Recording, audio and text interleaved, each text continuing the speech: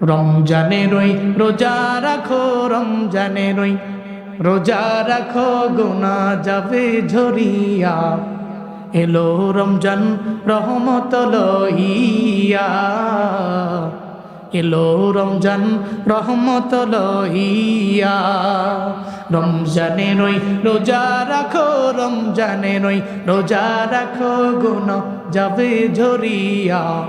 আসছে রমজান রহমত লইয়া, আসছে রমজান মাগফিরাত লইয়া। রমজানেরই রোজা রাখো, রমজানেরই রোজা রাখো, গুনাহ যাবে ঝরিয়া। আসছে রমজান রহমত লইয়া, আসছে রমজান নাজাত লইয়া। পবিত্রই রমজান মাসি, দিনের বেলা খাইলে খানায় আল্লাহ তাআলা দিবে গজব, আল্লাহ তাআলা দিবে গজব, বিপদে ধরবে চাপায়া। ঠিক কিনা? আসছে রমজান রহমত লইয়া, আসছে রমজান মাগফিরাত লইয়া, আসছে রমজান নাজাত লইয়া। আল্লাহ পাক বলছেন, বান্দারে, যারা আমার গুণের বান্দা, দেখবার সমাজের মধ্যে কত মানুষ আছে তোমার পায়ের মধ্যে এসে পাড়া দিয়া ঝগড়া করতে চাইবে। তুমি ঝগড়া করতে যেও না, আপনি চান না ঝগড়া করার জন্য, আর একজনে পায়ে পইরা এসে ঝগড়া করতে চায়, এমন ব্যক্তি সমাজে আছে না নাই? আপনি তারে বলে দিবেন, তোমার সঙ্গে ঝগড়া করার সময় আমার নাই, তোমার সঙ্গে ঝগড়া কইলা গালি দেওয়ার সময় আমার নাই, বরং যতক্ষণ ঝগড়া করব ততক্ষণ আমি কার গুণগান গাবো? আরো জোরে বলেন, কার গুণগান গাবো? জমিনের মানুষের সাথে ঝগড়া করে লাভ নাই, কারণ ঝগড়া করলে ঝগড়া অবস্থায় সুবহানাল্লাহ আসে না গালি আসে? কি আসে? এই জন্য তো মুমিন চিন্তা করে, জমিনের মানুষ হলো ঝগড়া করতে গেলে তো তার মায়ের নাম তুলে গালি আসবে, তার আব্বার নাম তুলে গালি আসবে, তার পুরা বংশের নাম ধরে গালি দিতে মন চাইবে। ঝগড়াই করবো না, এই জন্য মদিনার নবী কয়, মান সমাতা না যা, সে চুপ রইল তো মুক্তি পেয়ে গেল।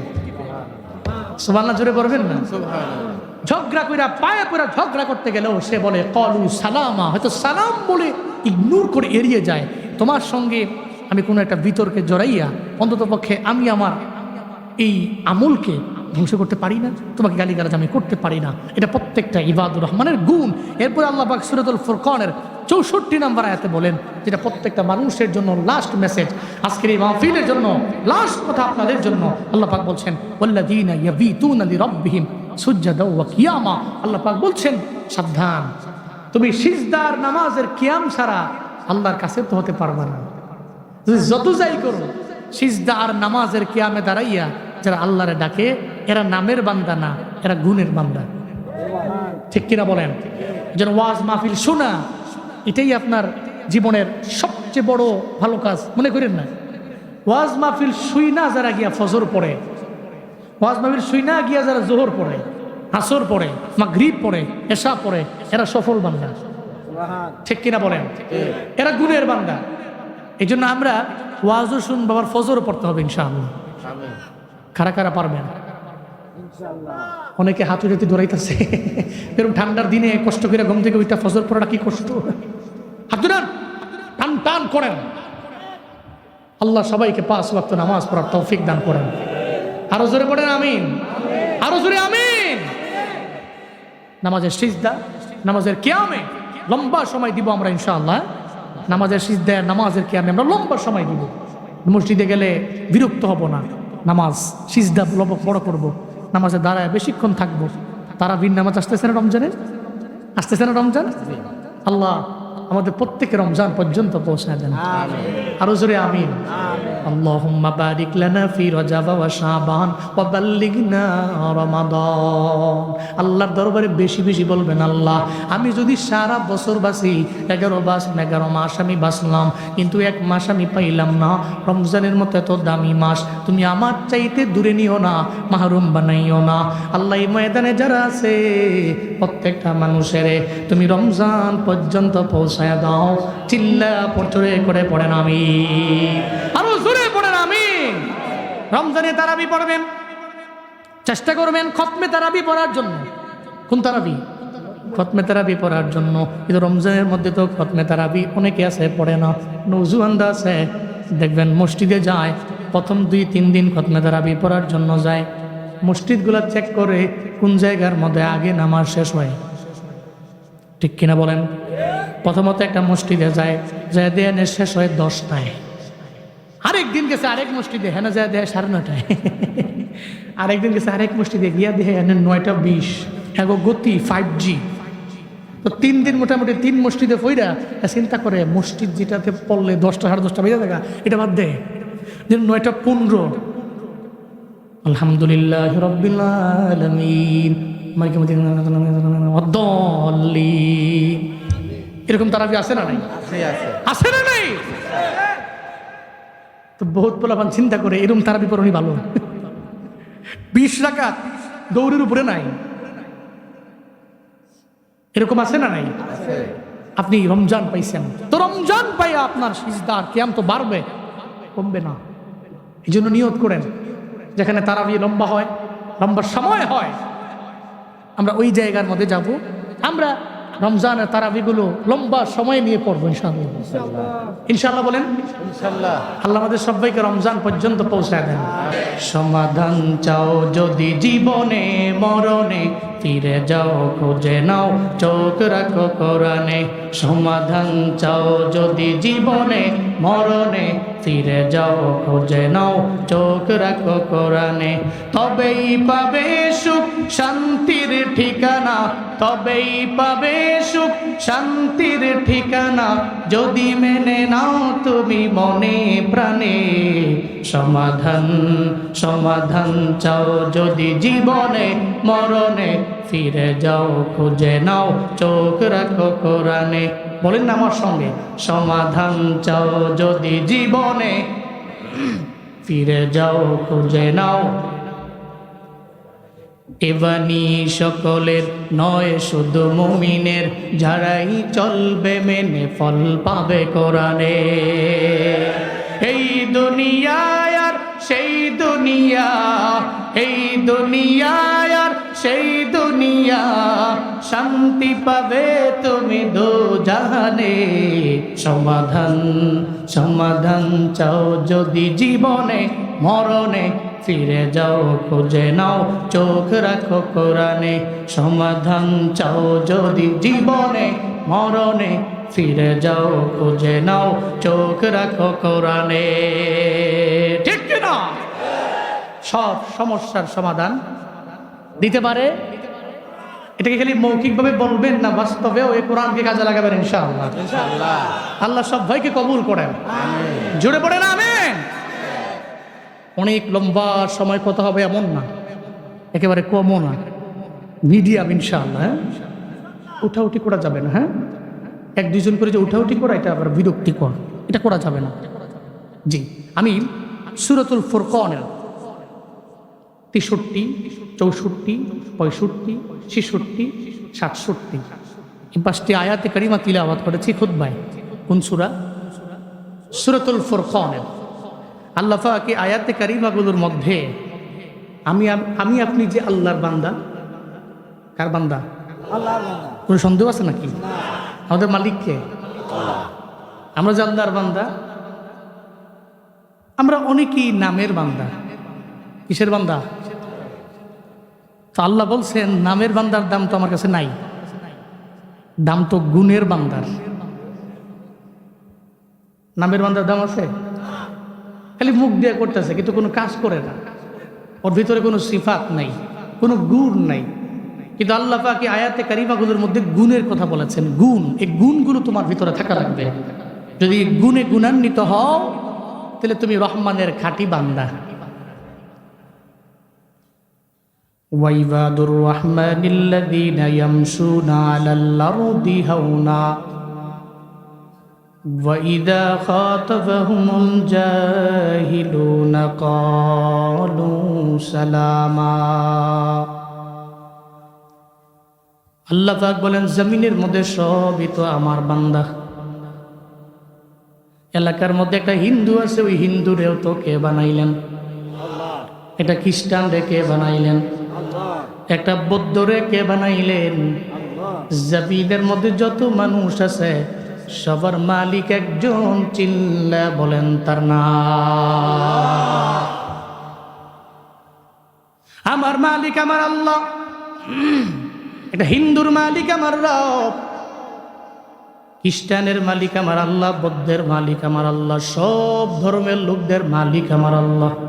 এই জন্যই তো মদিনার নবী জানায়া দেয় জমিনের মধ্যে মায়ের গর্ভ থেকে যেই সন্তানটা বের হয় ওই সন্তানটাই ফিতরতের উপরে বের হয়। কুল্লু মাউলুদিন ইউলাদু আলাল ফিতরা। আল্লাহর নবী বলেন সন্তান যখন মায়ের গর্ভ থেকে জমিনের মধ্যে চলে আসে সে তো ইসলামের উপরেই বের হয়। মায়ের গর্ভ থেকে বের হয় তখন সে মুসলিম থাকে, মানে ফিতরাতের উপরে থাকে, ইসলাম ধর্মের উপরেই থাকে। ওর আব্বা আম্মা যদি মুসলমান হয় তেরে আতারে মুসলিমে কামেল বানায়। এই মক্তবের মধ্যে পোলাটারে পাড়াও। এই যে মাদ্রাসা দেখবেন ছেলেটারে একটু প্রাপ্তবয়স্ক হওয়ার পরে মাদ্রাসার মধ্যে দেয়, ওই তুমি আলিফ বাতার জ্ঞানী হও, তুমি কায়দা পইরা কোরআন শিখে নেও, কোরআন দিয়া নিজের জিন্দেগিটাও পরিপূর্ণ চালাও। কেন জানেননি? কারণ তার ঘরের মধ্যে তার আব্বা আম্মা মুসলমান, এই কারণে তারে মক্তবে পাঠাইয়া মুসলিমে কামেল বানায়। যদি তার জন্ম একটা হিন্দুর ঘরে হইতো তাহলে ওই হিন্দু ঘরের ওই মা বাবা তারে জীবনেও মুসলমান বানাইতো না। তারে বলতো না তুই আল্লাহ বলো, ইমান বলো, কালেমা বলো, বলতো না। তারে বলতো তুমি গীতা পাঠ করো। তারে মন্দিরের মধ্যে নিয়ে যাইতো, এদের যত আখড়া আছে আখড়ার মধ্যে নিয়ে যাইতো, তারে মূর্তি পূজা শিখাইতো। আল্লাহ নবী জানায়া দেয় জমিনের মধ্যে সবাই তো রবের বান্দা। আবার ইসলামের উপরে হয় এদের জন্ম। এদের আব্বা আম্মা এদের ইহুদি বানায়, এদের আব্বা আম্মা এদের নাসারা বানায়, এদের আব্বা আম্মা এদের খ্রিস্টান বানায়, এদের আব্বা আম্মা এদের মাজুসি বানায়। এই বান্দারা, তাহলে আমার আব্বা আম্মা মুসলমান, এই কারণে আমরাও মুসলমান। তবে এটা নামের মুসলমান, নামের বান্দা হওয়া লাগবে, গুণের বান্দা। আল্লাহর কাছে নামের বান্দার দাম নাই, গুণের বান্দার দাম আছে না না। وعباد الرحمن الذين يمشون على الأرض هونا وإذا خاطبهم الجاهلون قالوا سلاما। চিল্লা জোরে করে পড়েন আল্লাহু আকবার। আল্লাহ পাক বলেন সূরাতুল ফুরকানের 63 নম্বর আয়াতে, জমিনের মধ্যে সব আমার বান্দা, তবে এই বান্দাদের মাঝে যেই বান্দা আমার খাঁটি বান্দা, জমিনে যখন চলবে জীবনে ভাব সাপ নিয়েও চলবে না, অহংকার নিয়ে চলবে না, তাকাব্বুরি নিয়ে চলবে না, ও জীবনও কোনোদিন বাদুরিও করবে না। ও মনে মনে চিন্তা ভাবনা করবে আমি আজ আছি তো কাল নাই। কারণ সব কিছুর গ্যারান্টি আছে, মরণের কোনো গ্যারান্টি নাই, ঠিক কিনা? আল্লাহ যারা খাঁটি বান্দা এদের মনে টেনশন কোন জায়গায় হবে আমার মরণ, এই চিন্তা নিয়ে ওই বান্দা জীবনও কোনোদিন নিজের বড় মনে করে না, বরং বিনয় নিয়ে নিয়ে বান্দা চলে। সুলাইমান নবীর একটা ঘটনা বললে আপনি বুঝবেন। হযরত দাউদ নবীর সন্তান অনেকগুলা ছিল। আল্লাহ পাক রব্বুল আলামিন ওনাকে সন্তান দিলেন অনেকগুলা, কিন্তু উনি আল্লাহর দরবারে একদিন বললেন, ও দয়ার আল্লাহ, আমার ইন্তেকালের পরে চেয়ারের মধ্যে আমি কারে বসাবো এই নিয়ে আমার চিন্তা। কারণ সন্তান তো কোনো অভাব নাই, তবে আমি চেক করবো কেমনি আমার শিখায়া দেন না। আল্লাহ পাক বললেন, ও দাউদ পয়গম্বর আমার, আপনার সন্তান দিয়েছি আমি রব, অনেকগুলো সন্তানের মালিক আমি আল্লাহ আপনারে বানাইলাম, তবে আপনার ইন্তেকালের পরে চেয়ারের মধ্যে কে বসবে এটা পরীক্ষা করার জন্য সন্তানগুলোর সামনে ডাকবেন, এদেরকে সামনে ডাইকা প্রশ্ন করবেন দুইটা। জুড়ে বলেন কয়টা? দুইটা প্রশ্ন করবেন। ওই দুইটা প্রশ্নের সঠিক জবাব যে দিতে পারবে আপনার ইন্তেকালের পরে চেয়ারের মধ্যে আপনার ওই সন্তানটাই বসে যাবে। কোনো চিন্তা নেই, কোনো টেনশন নেই। আল্লাহ শিখাইয়া দিলেন। দাউদ নবী এবার সব সন্তানদের কাছে ডাকলেন, এই সন্তানেরা আমার দরবারে আয়, আমি তোদের দুইটা প্রশ্ন করব। সন্তানেরা সামনে আসলেন, প্রশ্ন করতে লাগলেন। নাম্বার 1, সন্তানেরা বলো তোমাদের চাইতে এই পৃথিবীর মধ্যে সবচেয়ে দূরের কোনটা? নাম্বার 1 প্রশ্ন। এরপরে সব সন্তানেরা একজনে একজনে জবাব দিতে লাগলো। একজনে বলতে লাগলো, আমাদের চাইতে সবচেয়ে দূরে হলো আসমান, আমাদের চাইতে অনেক দূরে। আরেকজনে বলতে লাগলো, আমাদের চাইতে দুনিয়ার এক প্রান্ত অনেক দূরে, আমাদের চাইতে অমুক দেশটা অনেক দূরে। এক একজনের এক একটা জবাব। যখন চলে আসলো সুলাইমান নবীর পালা, দাউদ নবী জানায়, ও আমার সন্তান সুলাইমান, তুমি আমায় বলো এই জমিনের মধ্যে তোমার চাইতে সবচেয়ে দূরের কোনটা? সঙ্গে সঙ্গে সুলাইমান নবী জানায় দেয়, বাবারে আমার সব ভাইয়েরা এক একটা বলতে পারে। একজনে বলল আসমান, আর একজনে বলল দুনিয়ার এক প্রান্ত, আর একজনে বলল আর একটা, কিন্তু আমার তো এগুলা একটাও মনে হয় না। আমার কাছে মনে হয় আমাদের চাইতে সবচেয়ে দূরের হলো আমাদের বাড়ির পাশের গোরস্থান। এটা আমাদের চাইতে এত দূরে, হাজার হাজার মাইল দূরে।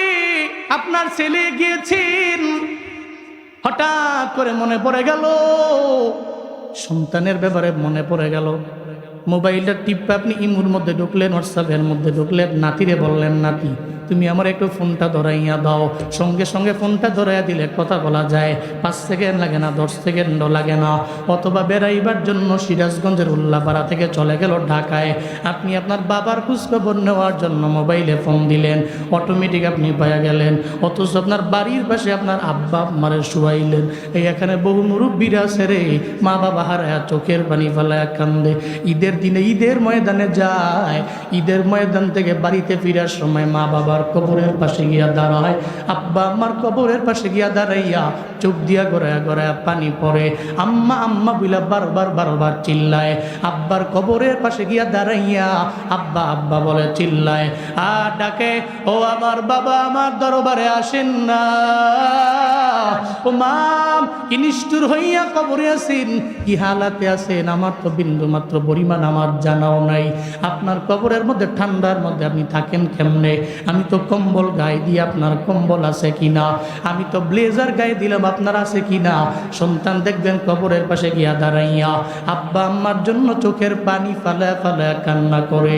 ওই সন্তান যদি সারা জীবন লাগাইয়া তার আব্বা আম্মার কবরের পাশে গিয়া দাঁড়াইয়া আব্বা আব্বা আব্বা বইলা আম্মা আম্মা বইলা ডাক দেয়, এই সিরাজগঞ্জের উল্লাপাড়ার প্রতাপের মুসলমানেরা বলেন না, ওই কবর থেকে কোনো আওয়াজ আসবে? আসবে? জমিনের কোথায় চলে গেছে?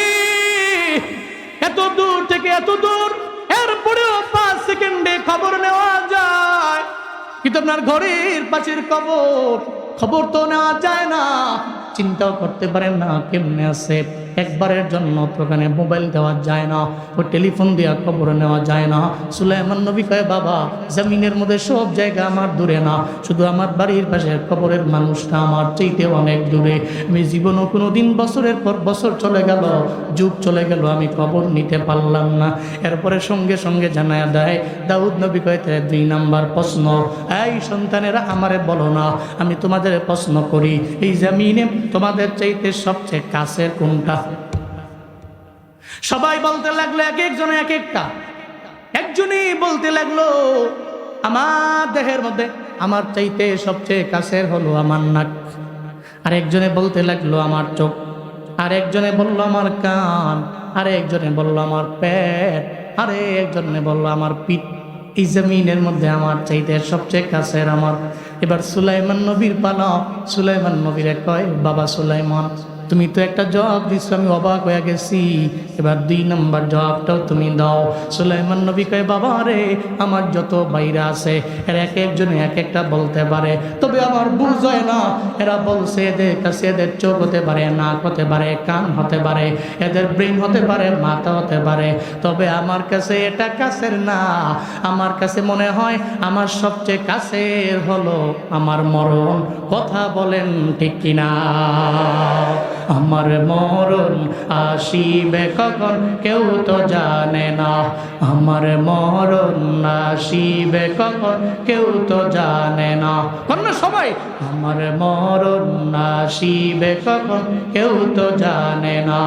আমি মরে গেলে আমায় তোমরা ভুইলা যাও না, আমি চলে গেলে আমায় তোমরা ভুইলা যাও না। ডাইনে বামে মাটি আমার মাটির বিছানা, ডাইনে বামে মাটি আমার মাটির বিছানা।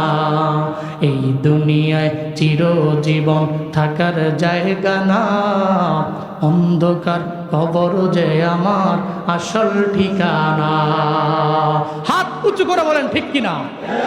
এই দুনিয়ায় চিরজীবন থাকার জায়গা না, অন্ধকার কবর যে আমার আসল ঠিকানা।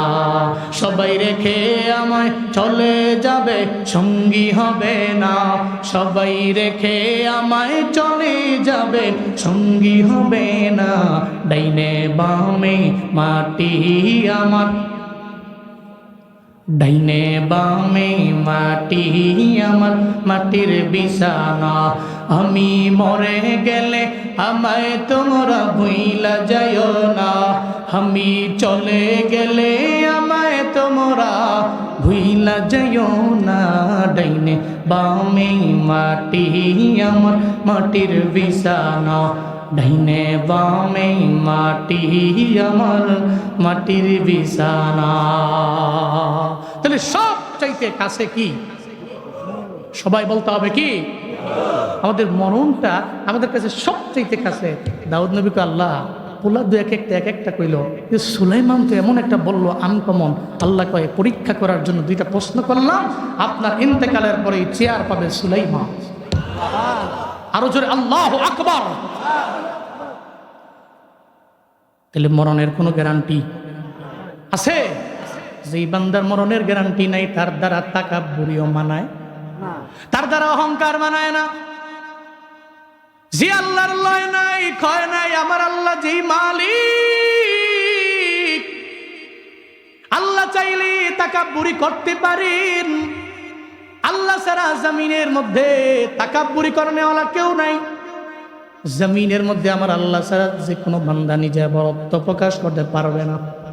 আল্লাহ চাইলে বড়াই করতে পারেন, কারণ আমার আল্লাহর পরিচয় লাম ইয়ালিদ ওয়া লাম ইউলাদ ওয়া লাম ইয়াকুন লাহু কুফুয়ান আহাদ। চিল্লা পড়েন আল্লাহু আকবার। আল্লাহর পরিচয় হলো আল্লাহর কোনো ছেলে নাই, ওনার কোনো মেয়ে নাই, ওনার তো মা নাই, ওনার তো বাবা নাই। এই কারণে তো আমার আল্লাহ চাইলেই যা মন চায় করতে পারে।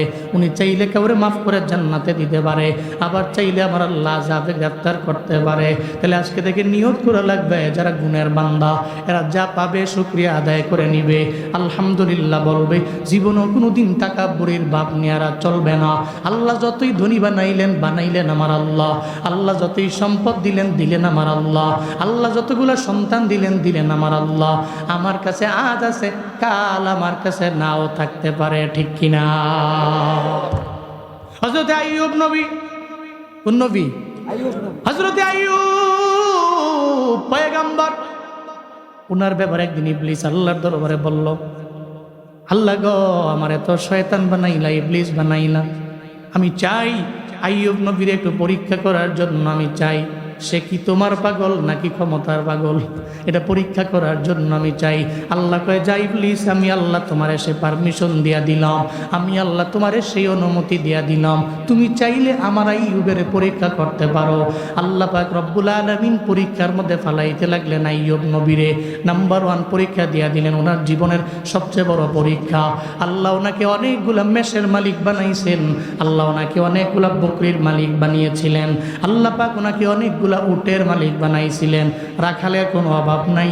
রাখালেরা তার মেষগুলো বকরিগুলা যখন মরুভূমির মধ্যে চড়াইতো, হঠাৎ করে একদিন একটা বাতাস প্রত্যেকে আসলো, সঙ্গে সঙ্গে বাতাস আইসা সবগুলা বকরি জমিন থেকে বিদায় নিয়ে চলে গেল, মানে মারাই গেল, একটা বকরিও নাই।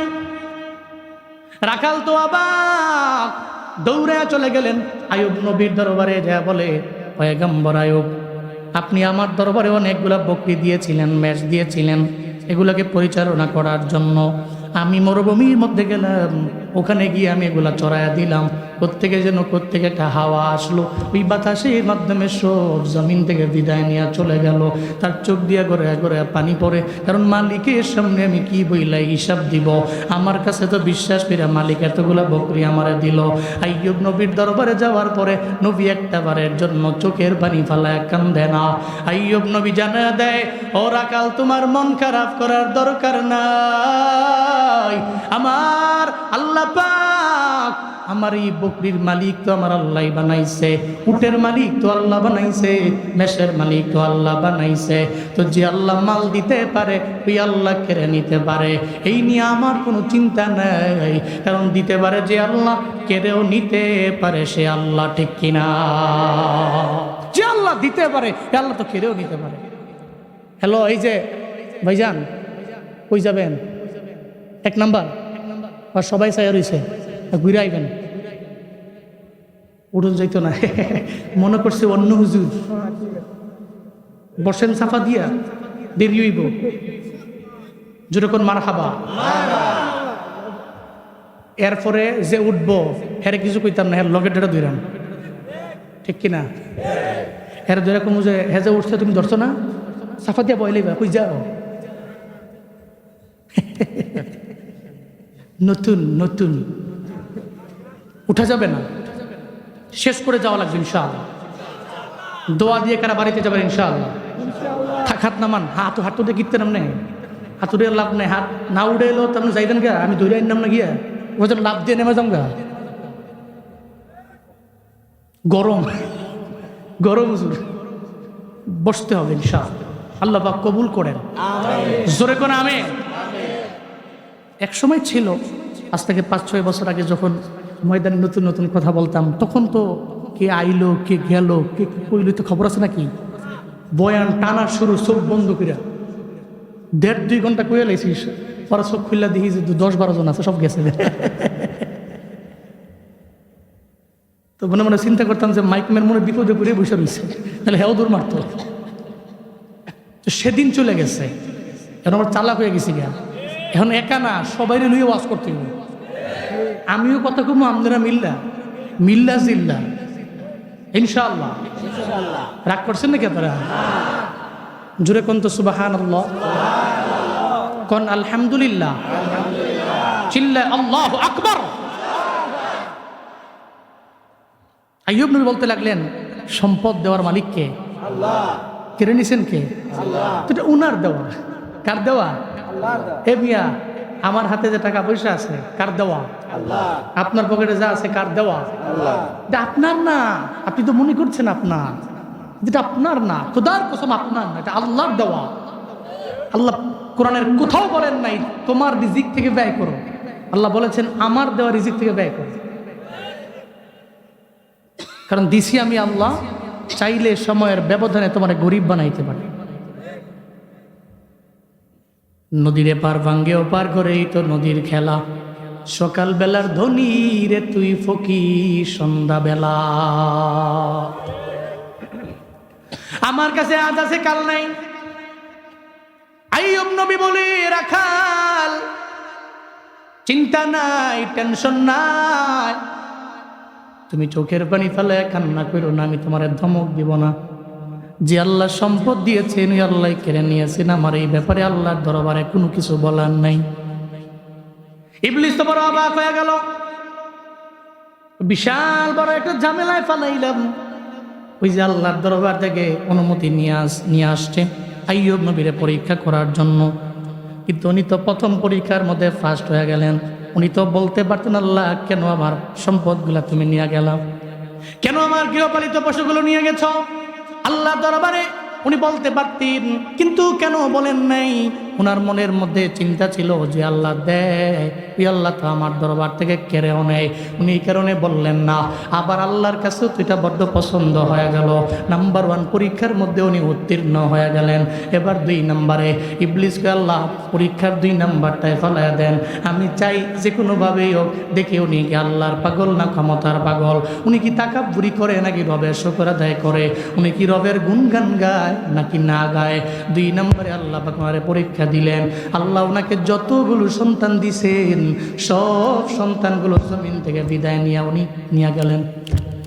এখন ওনার কাছে নাই, সবাই বিদায় নিয়ে চলে গেল, সব সন্তান মারা গেছে, সবাই জমিন থেকে বিদায় নিয়ে চলে গেছে। আল্লাহ তো জমিনের মধ্যে বান্দাকে পরীক্ষা করে ভয় দিয়া, আল্লাহ বান্দারে পরীক্ষা করে সন্তান নিয়া, আল্লাহ বান্দারে পরীক্ষা করে সম্পদ কমায় দিয়া, আল্লাহ বান্দারে পরীক্ষা করে এইভাবে। মধ্যে বয়ান আছে না নাই? আরো জোরে বলেন আছে না নাই?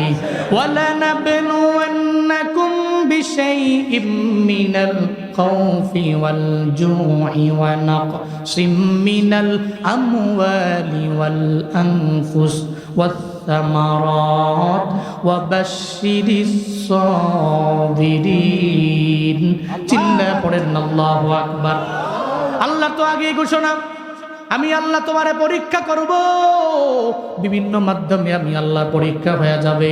নাম্বার 1 ভয় দিয়া, এরপরে আমি আল্লাহ তোমার খানা কমায়া দিয়া, আমি আল্লাহ তোমার মাল কমায়া দিয়া, সন্তান নিয়ে আমি আল্লাহ পরীক্ষা করব। আল্লাহ আইয়ুব নবীর যত সন্তান দিলেন সব সন্তান আল্লাহ নিয়ে চইলা গেল। ওনার বিবিরা চোখের পানি ফেলে ফেলে কান্না করে স্বামীর দরবারে আসে আর কয়, পয়গম্বর আইয়ুব আলাইহিস সালাম, ও আমার স্বামী, আমাদের যত সন্তান আল্লাহ দিয়েছেন সব সন্তান আল্লাহ নিয়ে চইলা গেছে, একটা বারের জন্য চোখের পানি ফেলে উনি কান্না করেন না। উনি বইলা দিলেন, ও আমার বিবিরা, একটা বারের জন্য সন্তানের জন্য কান্দো না। আল্লাহ চাইছে তো সন্তানের বিনিময়ে আমাদের জান্নাত দিতে পারে আমার আল্লাহ। আল্লাহ নাবালেগ অবস্থা যাদের নিয়েছেন, এই নাবালেগ সন্তানেরা আমাদের জান্নাতে যাওয়ার ওসিলা হতে পারে কি পারে না? কারণ এই নাবালেগেরা জান্নাতের মধ্যে এক একজন পাখি। হাসরের ময়দানে নাবালেগ আল্লাহর দরবারে বলবে, আল্লাহ আমি একা একা জান্নাতে যাব না। আল্লাহ বলবে, কি চাও?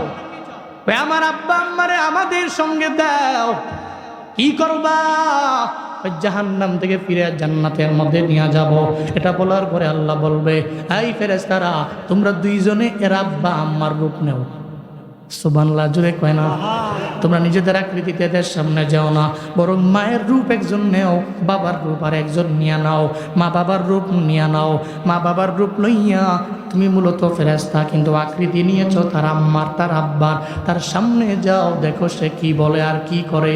নাবালেগ বাচ্চার সামনে, যে নাবালেগ বাচ্চাটা জমিনের মধ্যে সাবালক হওয়ার আগেই মারা গেল, ওর সামনে যখন ফেরেশতারা তার আব্বা আম্মার রূপ নিয়ে তার সামনে দাঁড়ায় যাবে, সে যাওয়ার পরে আব্বার আম্মারে দেখার পরে একটা হাসি দিয়া দিবে। এরপরে ও মায়ের কোলের মধ্যে যাবে, তার মায়ের বুকের বরাবর যাইয়া তার মাথাটাকে যখন ডাকবে, সঙ্গে সঙ্গে তার মনটা মলিন হয়ে যাবে। আল্লাহ বলবে, বান্দা রে, প্রথমত কেন একটা হাসি দিলাম, এরপরে তোমার মন কেন বেজার হয়ে গেল? সে বলতে থাকবে, মাওলা রে, প্রথমত জীবনে কোনো দিন, বহুদিন হয়ে গেছে, সাবালক হওয়ার পরে তো এমনি আব্বা আম্মার আদর পাই নাই। যখন দেখলাম আমার আব্বা আম্মা আমার সামনে হাজির হয়ে গেল, সঙ্গে সঙ্গে খুশি হয়ে গেলাম, হাসি দিয়ে দিলাম। কিন্তু আমার মায়ের বুকের বরাবর যখন গেলাম, আমার মায়ের বুকের বরাবর যাওয়ার পরে আমি তাকায় দেখি, এটা তো আমার আসল মা, জীবনেও কোনো দিন হতে পারে না। কারণ আমার মায়ে তো আমারে হারাইয়া সারা জিন্দেগি লাগা কলিজাটা পুইরা গেছে, পাগলের মতো হয়ে গেছে। ঈদের দিনেও সেমাই খাইতে পারে নাই। আমার চিন্তা কইরা একটা ভালো কোনো অনুষ্ঠানের মধ্যে গিয়া মায় খাইতে পারে নাই। কেন? ওই সন্তানটারে হারাইয়া মনে পড়ে গেছে। আমার কথা মনে পড়ে গেলে মনটা পাগলের মতো হয়ে গেল। আমার মায়ের তো কলিজা পুরার গন্ধ। আমারে হারাইয়া আমার মা ছিল বেহুশ, আজকে আমি আমার মায়ের যখন যখন বুকের মধ্যে আমার মাথাটা রাখলাম, আমি তাকায় দেখি এটা তো আমার আসল মা না, কলিজা পুরা গন্ধ তো এখানে নাই। মাওলার এই কারণে আমার মনটা মলিন হয়ে গেল। এরপরে বাবার দরবারে গেল, বাবার চেহারাটা দেখা সঙ্গে সঙ্গে একটা হাসি মারল। এরপরে আবার বাবার বুকের মধ্যে নিয়ে মাথা টেকাইল, আবার দেখে দেখে মুখটা মলিন হয়ে গেছে। আল্লাহ কয় কি ব্যাপার, বাবার বেলাও কি একই ব্যাপার? হ্যাঁ হ্যাঁ, বাবার বেলাও তো একই ব্যাপার। আমি আমার রিয়েল বাবা পাই নাই, রিয়েল বাবার বুকের মধ্যে আমি মাথা টেকাইতে পারি নাই। আল্লাহ কয় ফেরেশতারা, তার আব্বা আম্মার আকৃতি নেওয়া লাগবে না, তার সত্যিকারের আব্বা আম্মারে আনো, তার সত্যিকারের আব্বা আম্মারে তার সামনে আইনা দাঁড় করাইয়া দাও। আর সে কি বলতে চায় আমার দরবারে বলুক, তার রিয়েল আব্বা আম্মার সামনে আনা হবে। এই কি বলবার চাও? What do you want? তুমি কি চাও আমার দরবারে বলো। সঙ্গে সঙ্গে জানা দিবে, মাওলা রে আমি একা একা জান্নাতে যেতে পারি না, আমার আব্বা আম্মারে লয়ে আমি জান্নাতের মধ্যে যাব, ওইটাই তো তোমার আশা? হ্যাঁ এটাই আমার আশা। আল্লাহ পাক বলবে যাও যাও, আমি আল্লাহ তোমারে পারমিশন দিয়া দিলাম, সেই সামর্থ্য আমি আল্লাহ দিলাম, আমি আল্লাহ তোমারে সেই রাইট দিয়া দিলাম। তোমার আব্বা আম্মারে জাহান্নাম থেকে ফিরাইয়া এই মুহূর্তে তুমি জান্নাতে নিয়ে যাও। সুবহানাল্লাহ, আরো জোরে আল্লাহু আকবার। আতিনা ফি দারে দুনিয়া না হাসান, আতিনা ফি দারে উকবানা হাসান, ইয়া গিয়াসাল মুস্তাগীসি নাহদিনা লফদিখার বিল উলুমে ওয়াল গিনা। হর গরি দেনে কো তু তৈয়ার হ্যায়, जो न मंगे उस्त तू बेजार है। আইয়ুব নবী বলে, বিবিরা সন্তান তো হারাইছো, এই জন্য সন্তানের জন্য চোখের পানি ফেলায় কান্না করার দরকার নাই। হয়ে যেতে পারে তোমার আমার ছেলেরা হাসরের ময়দানে জান্নাতের ওসিলা, চিল্লা পড়া যাবে কি মারহাবা। লা তুলহিকুম আমওয়ালুকুম ওয়ালা আওলাদুকুম আন যিকরিল্লাহ ওয়া মান ইয়াফআল যালিকা ফাউলাইকা হুমুল খাসিরুন।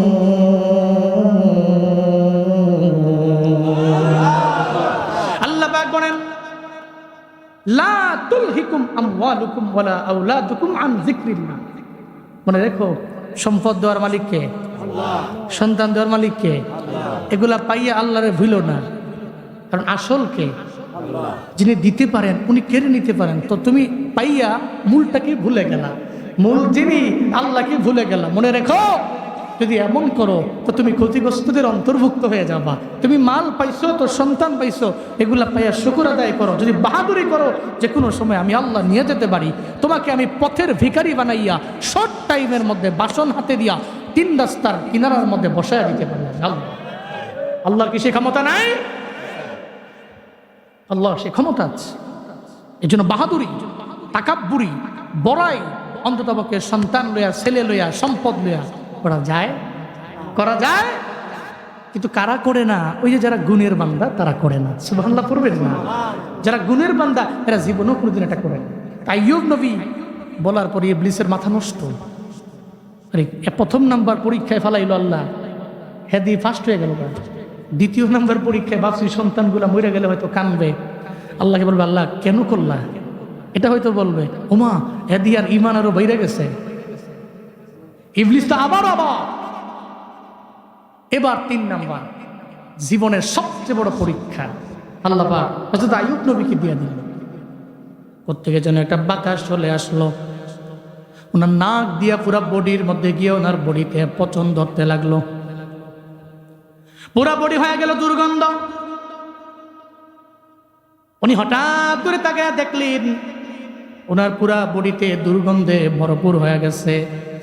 উনি ঘরের মধ্যে আছে, দুর্গন্ধের কারণে পুরা ঘরই তো দুর্গন্ধময়। একটা সময় ওনার স্ত্রীরা প্রথম নাম্বার বিবি ওনার দরবারে গেল, যা দেখে আইয়ুব নবীর অবস্থা ভালো না। অবস্থা বড় খারাপ, পুরা বডিতেই পচন ধরে গেছে। প্রথম নাম্বার বিবি যায় কয়, ও স্বামী আমার, আমি আপনার দরবারে থাকতে পারবো না, আমার বিদায় দিয়ে দেন, আমি চলে যাব, আমার তালাক দিয়ে দেন, এই এখানে আমি আপনার সঙ্গে থাকবার চাই না।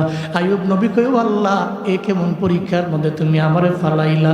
তবে অসুবিধা নাই, যেহেতু বিবি থাকতে চায় না, জোর করে রাখাও যাবে না, জোর করেও রাখা যাবে না। উনি বলতে লাগলেন, যাও, তুমি যেহেতু তালাক চেয়েছো, তাহলে আমি তোমারে দিয়ে দিলাম। নাম্বার 1 বিবিরে উনি তালাক দিয়ে দিলেন। এরপরে ওনার 2 নাম্বার বিবি ওনার দরবারে গেল। আইয়ুব নবীর দরবারে যায় কয়, আপনার বডির দুর্গন্ধ আমরা সহ্য করতে পারি না, পুরা ঘরটাই তো দুর্গন্ধময় হয়ে গেল, আমারও তালাক দিয়া দেন। 2 নাম্বার বিবিও তালাক চাইলেন, উনি তালাক দিয়া দিলেন। এরপরে 3 নাম্বার বিবি আবার গেলেন। 3 নাম্বার বিবি যায় কয়, স্বামী আমার, আপনি আবার আমার তালাক দিয়া দেন, যেভাবে 2 জনরে দিয়া দিলেন। 3 নাম্বার বিবিও তালাক চাইলেন, তালাক দেওয়া হলো। এখন 3 জন বিবি ওনাকে সাইরা দিয়া চলে গেছে, খালি একজন বাকি আছে। তার দরবারে যায় কয়, সবাই যেহেতু সাইরা চইলা যায়, আমি যাইতে পারি না, আমি দুনিয়া চাই না, আমি আখিরাত চাই। আল্লাহর দরবারে আমি বলতে পারবো, মাওলা রে, সবাই তো ছাইরা গেছে তোমার নবীর, আমি ছাইরা যাই নাই। আল্লাহ গো, তোমার নবীর ধারে ছিলাম আমি, তোমার নবীর কাছে ছিলাম আমি। মাওলা রে, জমিনের সবাই চলে যেতে পারে, কিন্তু আমি যাব না। হাসরের ময়দানে আমি আল্লাহর দরবারে বলতে পারবো। উনার নাম ছিল রহিমা বিবি। দরবারে যাইয়া কয়, ও স্বামী আমার, আপনার 3 জন বিবি বিদায় নিয়ে চলে গেল, আপনি আমার তালাক দিয়েন না, আমি আপনার দরবারে তালাকও চাই না, আমি চাই মৃত্যু পর্যন্ত আপনার খেদমত করে আমি চলবো, আপনার পদধূলি নিয়ে চলবো। আমি জানি আপনার পায়ের নিচেই তো আমার জান্নাত। আপনাকে রাজি বানাইতে পারলে হাসরের ময়দানে আল্লাহ পাক আমার জান্নাত দিয়া দিবে। কারণ মদিনার নবী বলছে, যেই নারীরা 4টা গুণে গুণান্বিত হয়ে যায়, এর মাঝে একটা গুণ হলো ওয়াতাআত মালাহা ওয়াতাআত যাওজাহা, স্বামীর আনুগত্য কইরা চলে, স্বামীর মাইনা চলে। 4টা গুণের মধ্যে একটা গুণ। ওই সমস্ত নারীকে আল্লাহ বলবে হাসরের ময়দানে, এই নারী উদখুলিল জান্নাহ। সুবহানাল্লাহ, পকেটে তুন বাড়ি যে কইন সুবহানাল্লাহ, আরো জোরে সুবহানাল্লাহ। আল্লাহ পাক বলবে, রে নারী, জান্নাতে ঢুকো, উদখুলিল জান্নাহ। নারী বলবে, আল্লাহ, কোন দরওয়াজা দিয়ে ঢুকবো? জান্নাতের দরওয়াজা আছে 8টা, কোন দরওয়াজা দিয়া ঢুকবো? মদিনার নবী জানায়া দিলেন, মিনাইয়া বিন জান্নাতি শীতি। নারী রে, তুমি তো স্বামীর আনুগত্য করলা, স্বামী বাধ্য হয়ে চললা, স্বামী যাই না দিছে শুকর আদায় করলা, আলহামদুলিল্লাহ বললা, স্বামীর খেদমত করে নিজের জীবনটা পার করে দিলা। হাসরের ময়দানে তুমি আল্লাহ দরবারে আইছো, আমি তোমারে কোনোভাবেই জাহান্নামে দিতে পারি না, আবার তোমার জন্য নির্দিষ্ট কোনো জান্নাত আমি আল্লাহ ঘোষণা করি না। জান্নাতের 8টা দরওয়াজার যেই দরওয়াজা দিয়ে মন চায়, ওই দরওয়াজা দিয়া তুমি জান্নাতে ঢুকে যাও। আইয়ুব নবীর বিবি বললেন, স্বামী আমার আইয়ুব, আমি জীবনও কোনোদিন আমি আপনারে ছেড়ে যেতে পারি না, আমি চাই আমি আপনার সঙ্গে থাকবো, কারণ আপনাকে রাজি বানাইতে পারলে আমি আল্লাহর দরবারে বলতে পারবো। আল্লাহ যদি কয়, এই রহিমা বিবি, জমিনের মধ্যে তুমি আমার জন্য কি এমন আমল করে আমার দরবারে আসলা? আমার জমিনে কোনো আমল নাই, আমি আল্লাহর দরবারে বলতে পারবো, মাওলা রে, জমিনের মধ্যে আমার একটা আমল আছে, আমি তোর স্বামীর বাধ্য হয়ে গেছি, আল্লাহ আমারে মাফ কইরা এই কারণেও জান্নাতে দিতে পারে কি পারে না? আমি অন্তপক্ষে সবাই ছেড়ে গেল, আমি আপনাকে ছেড়ে যেতে পারি কি? স্ত্রী, হট এ ওয়াইফ, কেমন বিবি!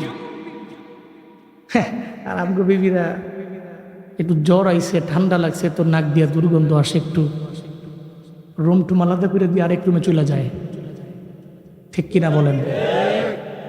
হ্যাঁ, বিবি হন তো এমন বিবি, স্বামীর খেদমত আপনাকে জান্নাতে নিয়ে যাবে। আপনি তো এমন বিবি হবেন, আপনার জান্নাতে যাওয়ার মাধ্যম হবে স্বামীর ইতাআত, আনুগত্য, স্বামীর বাধ্য। আল্লাহ আমাদের সব মা বোনদেরকে সঠিক বুঝ দান করেন। মা বোনটা আবার রাগ করে ফসে নাকি করতে হুজুর আমি সেটা দুইটাই খেলে আম করে কয়। তাই নবীর বিবি বললেন, আমি আপনার সঙ্গে আছি, ওকে তুমি আমার সঙ্গে থাকো, তাহলে আমি তোমার তালাক দিলাম না। আমার 3 বিবি চলে গেছে, তো আমার 1 বিবি তো আছে, নাম রহিমা, আমি তোমাকে নিয়ে একসাথে জান্নাতে থাকবো। দুইজনে দিনাতিপাত করতে লাগলেন। তো কয়েকদিন চলে গেল, তো আইয়ুব নবীর বডি থেকে দুর্গন্ধ ঘর থেকে বেরোয় এলাকার মধ্যে ছড়িয়ে পড়ল। এলাকার লোকেরা চলে গেলেন বিবি রহিমার দরবারে। বিবি রহিমারে, তুমি তোমার ঘরের মধ্যে তোমার স্বামীকে নিয়ে থাকতে পারবা না, কারণ সমাজে বায়ু দূষণ হচ্ছে, বাতাসগুলো দূষিত হয়ে যাচ্ছে। তোমার স্বামীর দুর্গন্ধের কারণে আমরা বসবাস করতে পারছি না ঠিক মতো। তুমি তোমার স্বামীর নিয়ে এই জায়গা থেকে অন্য জায়গায় চলে যাও। বিবি রহিমা বলতে লাগলেন, আমি কোন জায়গায় যাবো? আমার স্বামীরে লইয়া আমি কোথায় যাবো তো আমার জানা নাই। আমরা জানি না কোন জায়গায় নিবা। তুমি ডিসিশন নাও, তুমি সিদ্ধান্ত নিয়ে নাও, তোমার ডিসিশন তুমি নেওয়া লাগবে। একটা পর্যায়ে রহিমা বিবি কয়, মাওলারে, আমি তো একা আছি, আমার সঙ্গে ডানে বামে সামনে পেছনে তো কেউ নাই। এখন তো বিছানার মধ্যে তার দুর্গন্ধযুক্ত বডিটাও, এই বডি তো আমার সঙ্গে কেউ ধরবে না।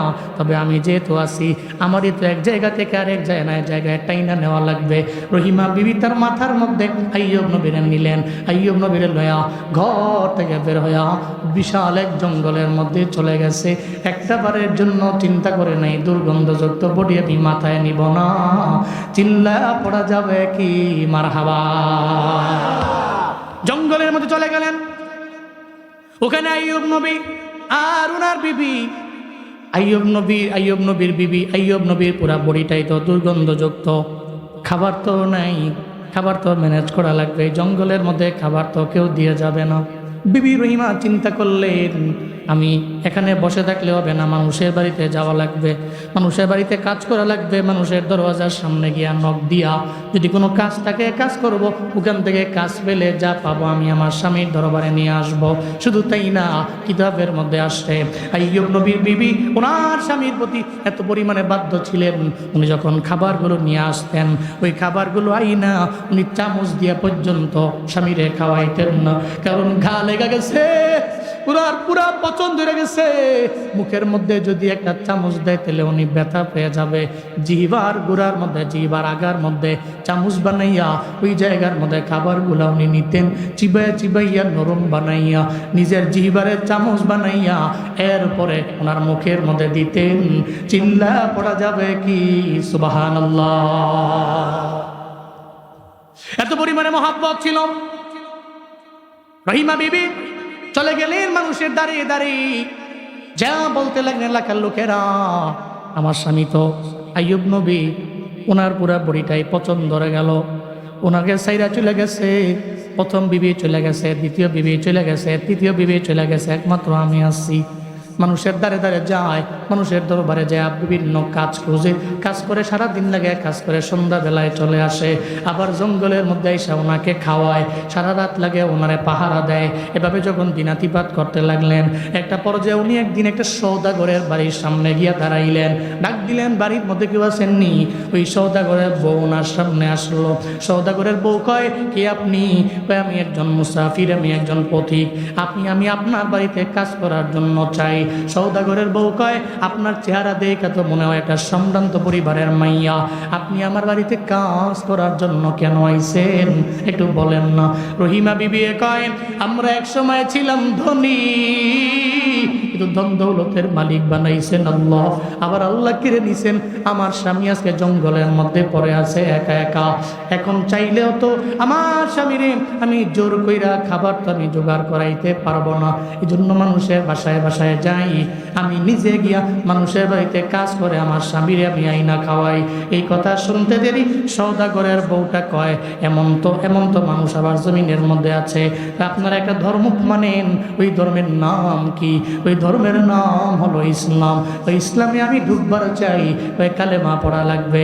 ওই তেলে পড়া দেন, লা ইলাহা ইল্লাল্লাহ, জোরে লা ইলাহা ইল্লাল্লাহ, সবাই লা ইলাহা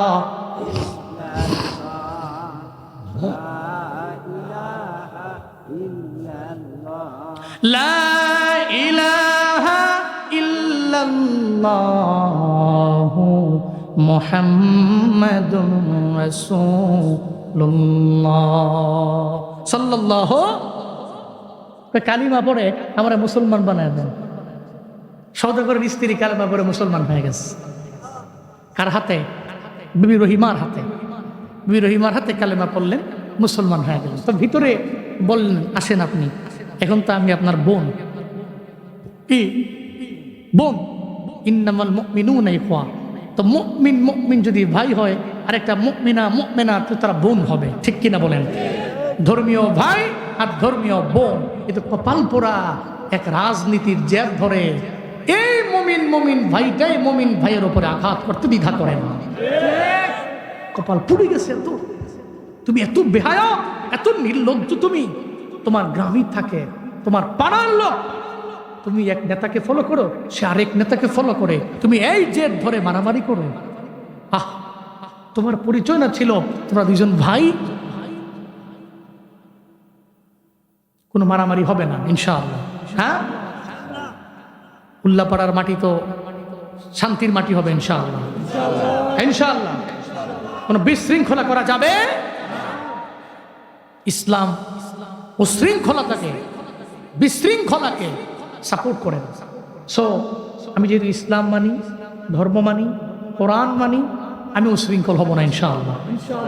আল্লাহ আমাদের সব ভাইকে কবুল করেন। আরো জোরে পড়েন আমিন। বোন, তুমি আমার ঘরে আসো, আমার ঘরে আসো, তোমাকে যা লাগবে আমি দিব। আমার বাড়িতে কাজ করবা, থাকবা, সকাল থেকে নিয়ে সন্ধ্যা পর্যন্ত আমার সঙ্গী থাকবা, সাপোর্ট দিবা, যা লাগবে আমি দিব, নিয়ে যাও। ইবলিসের তো মাথা নষ্ট। ইবলিস তো কয় খাইছে রে। ভাবছিলাম যে তারে পোকায় ধরলে, তার বউ তিনটা চলে গেছে, তো 4 নম্বরটাও চলে যাইতো, তো সে ওই সময় বেকায় দেয় পইরা অন্তত পক্ষে আল্লাহরে ভুলে যাইতো। কিন্তু 3 জন চলে গেল, একজন তো যায় না, বিবি রহিমা।